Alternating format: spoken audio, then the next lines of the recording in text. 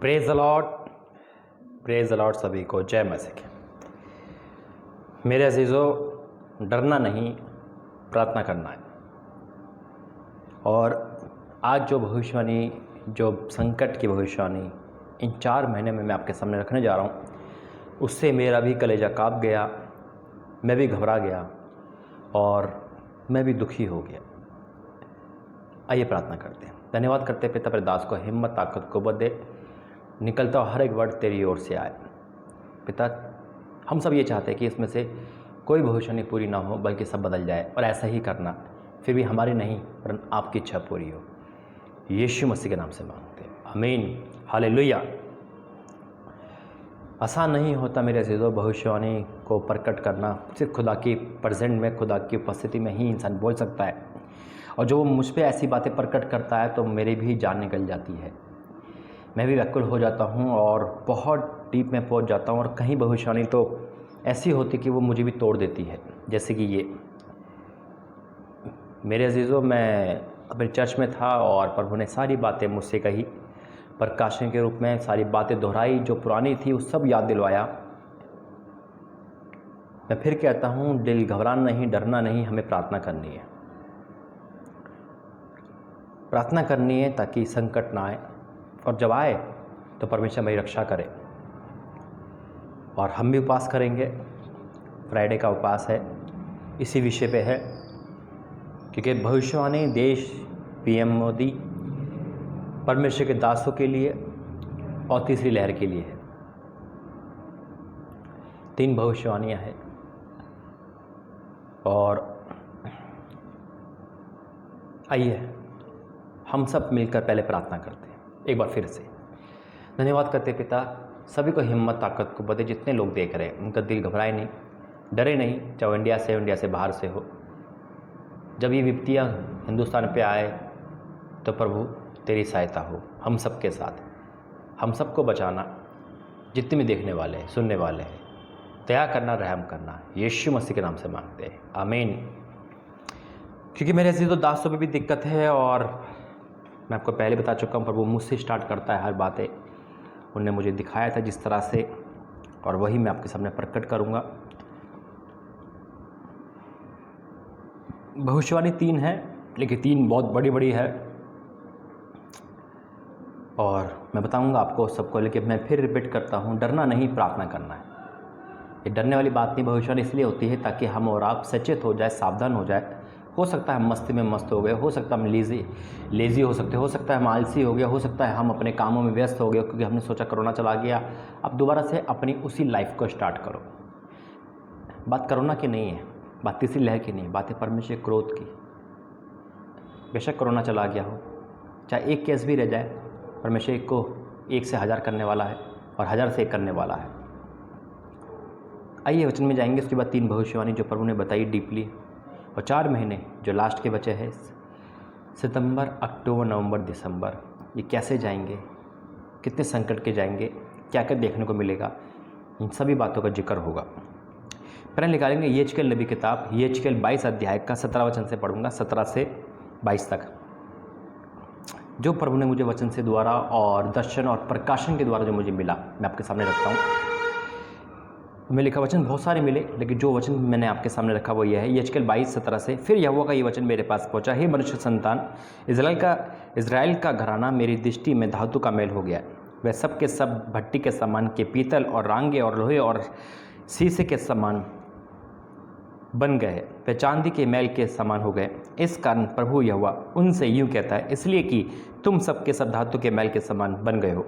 अतः देखो, मैं तुमको यरूशलेम के भीतर इकट्ठा करने पर हूँ, जैसे ये लोग चांदी, पीतल, लोहा, शीशा और रांगा इसलिए भट्टी के भीतर बटोर कर रखते हैं कि उन्हें आग लगाकर पिघलाए, वैसे ही मैं तुमको अपने कोप और जलजलाहट से इकट्ठा करके वहीं रख कर पिघला दूंगा। मैं तुमको वहाँ बटोर कर अपने रोष की आग से फूकूंगा, और तुम उसके बीच में पिघलाए जाओगे। जैसे चांदी भट्टी के बीच में पिघलाई जाती है, वैसे ही तुम उसके बीच में पिघलाए जाओगे। तब तुम जान लोगे कि जिसने हम पर अपनी जलजलाहट भड़काई है वह यहोवा है। मेरे जैसे अपने वचन सुना और आपने पढ़ा भी होगा अपने बाइबल में, पवित्र बाइबल से, और आपको लगा होगा ये प्रकाशन अलग है, देखो, आपका प्रकाशन अलग हो सकता है, जो प्रभु मुझसे बातें करता है। इसी वचन का मीनिंग बहुत सारे होंगे। इज़राइल है, यरूशलेम के बारे में है, लेकिन विपत्ति तो विपत्ति है ना, संकट तो संकट है। यहाँ है प्रभु अपनी जलजाहट भड़काएगा। तो जब इस वचन से प्रभु ने मुझसे बातें करी और फिर मुझे सारी बातें याद दिलाई और ये भी दिलाया कि 2021-2020 से बुरा होगा, और ऐसा हो रहा है और 4 महीने बाकी है। लेकिन प्रार्थना करेंगे तो परमेश्वर दया करने वाला है, वो संकट को टालने वाला परमेश्वर है। मेरे अजीज़ों, ये जब मुझसे बातें करी प्रभु ने इस तरह से, फिर एक और वचन जब दिया मुझे, यजकल का ही, जो प्रभु के दासों के लिए है, मेरे लिए है, हर किसी के लिए है, तो मैं फिर चिंतित हो गया। और यजकल 34 प्रभु ने मुझे दिया, लिखा है, यहोवा का ये वचन मेरे पास पहुंचा, हे मनुष्य संतान, इज़राइल के चरवाहों के विरुद्ध भविष्यवाणी करके उन चरवाहों से कह, परमेश्वर यहोवा यूँ कहता, हाय इज़राइल के चरवाहों पर जो अपने पेट भरते हैं, क्या चरवाहों को भेड़ बकरियों का पेट भरना ना चाहिए? तुम लोग चर्बी खाते हो, उन पहनते हो और मोटे मोटे पशु को काटते हो, परंतु मेरी भेड़ बकरियों की तुम चराई नहीं चराते। तुमने बीमारों को बलवान नहीं किया, ना रोगियों को चंगा किया, ना घायलों के घाव को बांधा, ना निकाले हुए को लौटाए, ना खोई हुई को खोजा, परंतु तुमने बल जबरदस्ती से अधिकार चलाया। वे चरवाहों के ना होने के कारण तितर बितर हुई और उन वन पशुओं का आहार हो गई है। मेरी भेड़ बकरियाँ तितर बितर हुई है, वे सारे पहाड़ों और ऊंचे ऊंचे टीलों पर भटकती है। मेरी भेड़ बकरियाँ सारी पृथ्वी के ऊपर तितर बितर हुई है, और ना तो कोई उनकी सुधि लेता था, ना कोई उनको ढूंढता था। इस कारण हे चरवाओ, यहोवा का वचन सुनो। परमेश्वर यहोवा की ये वाणी कि मैं मेरे जीवन की सौगंध, मेरी भेड़ बकरियाँ जो लूट गई है, मेरी भेड़ बकरियों को जो चरवाहों ने ना होने के कारण सब वन पशु का आहार हो गई है, इसलिए कि मेरे चरवाहों ने मेरी भेड़ बकरियों की सुधि नहीं ली और मेरी भेड़ बकरियाँ का पेट नहीं वरन अपना ही पेट भरा। इस कारण हे चरवाओ, यहोवा का वचन सुनो। परमेश्वर यूँ कहता है, देखो मैं चरवाहों के विरुद्ध हूँ और मैं उनसे अपनी भेड़ बकरियों का लेखा लूँगा और उनको फिर उन्हें चराने ना दूंगा। वे फिर अपना पेट भरने ना पाएंगे। मैं अपनी भेड़ बकरियां उनके मुंह से छुड़ाऊंगा कि आगे को वह उनका आहार ना हो। हालेलुया। यजकेल 34 1 से लेकर 10 वचन तक हमने पढ़ा। चरवाहों के लिए है मेरे अजीज़ों, प्रभु के दासों के लिए है। अगर प्रभु का दास इस समय गलत चल रहे हैं, उनकी शिक्षा गलत है, अगर उसमें मैं भी हूँ तो वो विपत्ति मेरे पे भी है, क्योंकि मैं ये नहीं कहूँगा मैं बच जाऊँगा। अगर मैं गलत हूँ तो प्रभु मेरा न्याय करेगा। हालेलुया। और लेकिन दुखी इस बात का भी है कि प्रभु का न्याय, प्रभु के दासों का न्याय होने वाला है। और आप देखोगे, जब कोई भी हो, हमें अच्छा लगेगा शायद, मतलब हमें लगता है कोई बहुत अच्छा दास है, लेकिन हो सकता है परमेश्वर उसका मन को जानता हो, उसके अंदर की बातें जानता हो, और ये वचन वहाँ है, तो परमेश्वर अपनी मिनिस्ट्री को, अपने कलीसिया को उसे छीन लेगा और वो दास नहीं रहेंगे। मेरे अजीज़ों, फिर प्रभु ने मुझे और वचन दिए। जो वचन दिए वो है डैनियल नबी किताब, डैनियल 4 अध्याय का 19 वचन। 4 अध्याय का 19 वचन। यहाँ पे एक वचन है कि डैनियल द्वारा सपन का अर्थ बताना। अब डैनियल किसको बता रहा है? डैनियल एक राजा को बता रहा है ना, और राजा से कह रहा है कि तेरे पे ये दिक्कत आएगी। क्या कहता है वो? डैनियल 4 का 19 से पढ़ेंगे। तब डैनियल, जिसका नाम बेलशस्सर है भी था, घड़ी भर घबराता रहा और सोचते सोचते व्याकुल हो गया। तब राजा कहने लगा, हे बेलशस्सर, इस सपन से या उसके फल से तू व्याकुल मत हो।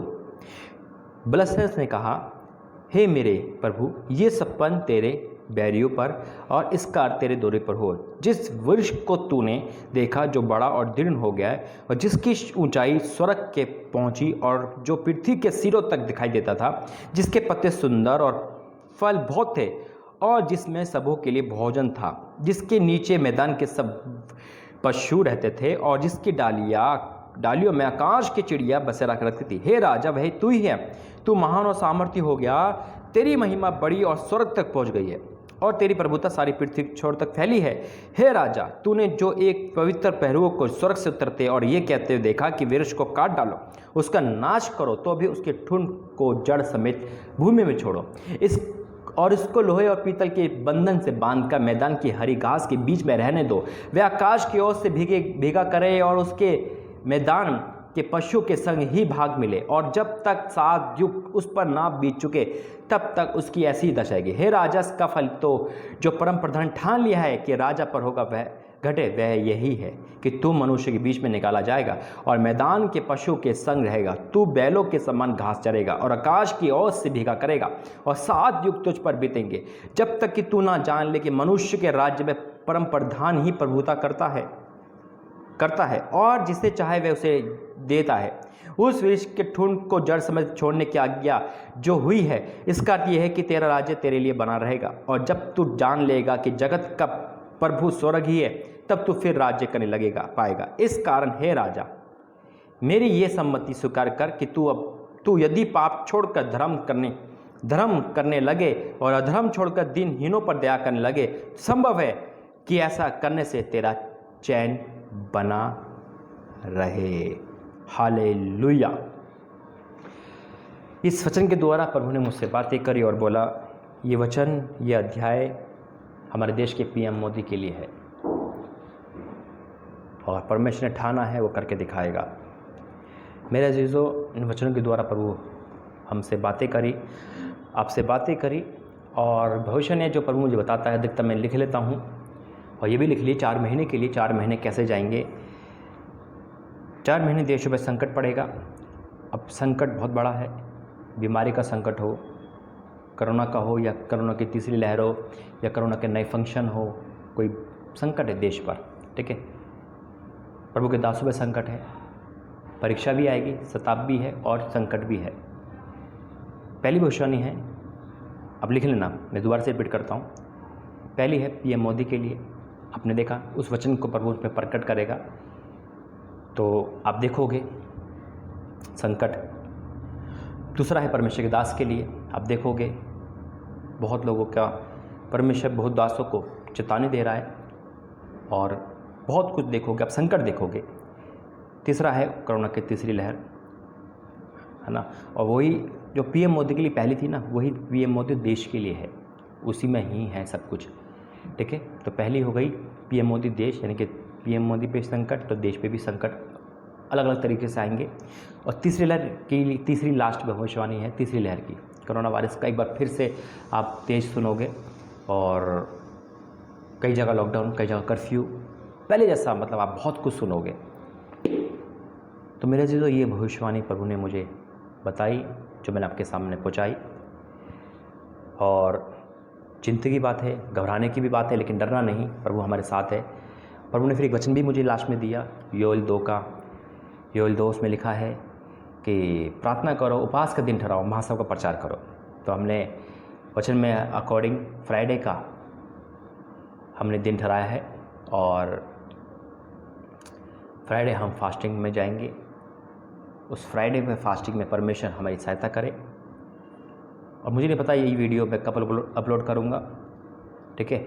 और जब भी आपका अगुवाई है, जब भी आपको ये वीडियो देख रहे हो, अगर वो फ्राइडे नहीं है, हो सकता है फ्राइडे निकल चुका हो, या हो सकता है फ्राइडे कल हो, या हो सकता है आज ही फ्राइडे हो, है ना। इसकी टाइमिंग मैं प्रभु से पूछ के करता हूँ। तो आपको प्रार्थना करनी है, कभी भी ये अपलोड होती है, अब जब भी फास्ट रखो, दूसरे दिन रख सकते हो, ठीक है। और दया मांगनी है, और मेरे लिए भी प्रार्थना करनी है, सभी के लिए प्रार्थना करनी है, प्रभु के दासों के लिए, देश के लिए, देश के पीएम के लिए, और आने वाले 4 महीनों के लिए, कि परमेश्वर दया करे और हर प्रकार के संकट से देश को बचाए, कोरोना की तीसरी लहर ना आए, और सब कुछ ठीक हो जाए। तो आइए प्रार्थना करते हैं। धन्यवाद करते हैं, राख मिट्टी को तो इस्तेमाल करता है पिता, मैं आपका धन्यवाद करता हूँ पिता, जो तूने बोला मैंने हाँ बोला। मैं चाहता हूँ हम सब मिलकर प्रार्थना करें। मैं चाहता हूँ कि इसमें से भविष्यवाणी आप बदल दो और पूरा 4 महीने अच्छे कटे। मैं चाहता हूँ किसी दास पे संकट ना आए पिता। अगर कोई दास, चाहे वो मैं हूँ चाहे कोई भी है, गलत है, गलत सोच है, कुछ भी गलत है, उसको बदल देना, उसे मौका देना पिता परमेश्वर हर एक दास, हर एक परिवार के साथ हो पिता। जितने लोग कोरोना वायरस में जा रहे हैं पिता, अब तू बस कर, रहम कर, दया कर पिता। और देश के पीएम मोदी के साथ उनको बुद्धि ज्ञान दे, अच्छी सेहत दे, लंबी उम्र दे। और जो तूने वचन डैनियल नबी की तरफ दुआ है पिता, वो तेरी इच्छा के अनुसार पूरा हो और तेरी इच्छा के अनुसार ना हो। जो इस समय सुन रहा है वो सब प्रार्थना करे। और जब फास्टिंग में हम जाए तो तेरी इच्छा पूरी हो। हाँ और आमीन के साथ। पिता, जो कुछ बोला वो पूरा हुआ, मैं विश्वास करता हूँ। यीशु मसीह के नाम से मांगते हैं, आमीन आमीन आमीन। God bless you. जय मसीह की। प्रार्थना में रहना, संकट बड़ा है। God bless you. जय मसीह की।